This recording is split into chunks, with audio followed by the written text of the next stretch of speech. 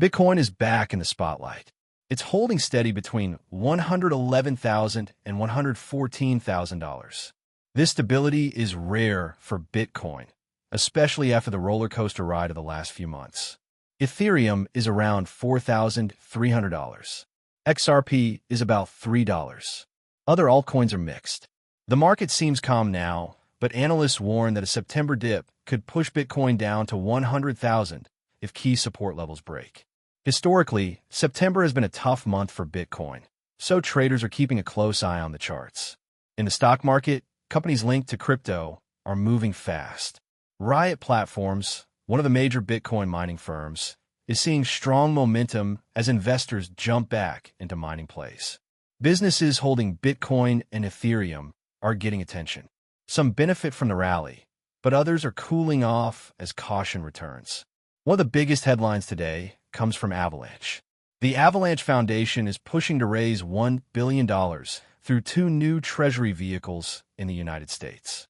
These vehicles will buy millions of Avalanche tokens at discounted prices. This move will boost the project and draw in institutional interest. Crypto treasuries are becoming a trend. Companies and funds are creating ways to hold and grow in digital assets. Politics is heating up on both sides of the Atlantic. In the United Kingdom, regulators are moving forward with new proposals to bring crypto under clearer rules. The aim is to protect investors while giving firms certainty, something many businesses have been asking for. The Reform UK Party has even suggested taking away the Financial Conduct Authority's power to regulate banks if they win. They promise lighter rules for crypto and more support for innovation. That's a bold move that could completely reshape the UK's financial watchdog system. In the United States, the Trump family's crypto connections are under the microscope. Eric Trump has taken a director role at World Liberty Financial, a firm backed by Donald Trump that just announced plans for a new stablecoin. Supporters view it as a major step for mainstream adoption. Critics, however, warn of conflicts between political power and crypto influence. Either way, this shows how deeply politics and crypto are becoming intertwined in America. Now, let's talk about trending coins.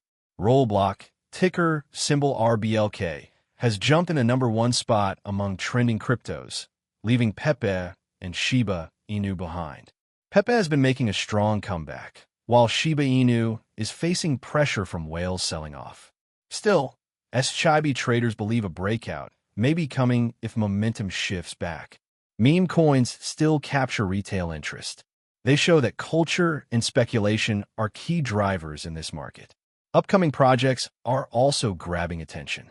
Rollblock's pre-sale is gaining traction and could be one of the most talked about launches of the month. Projects in artificial intelligence, gaming, and stablecoins are getting noticed, not just meme coins.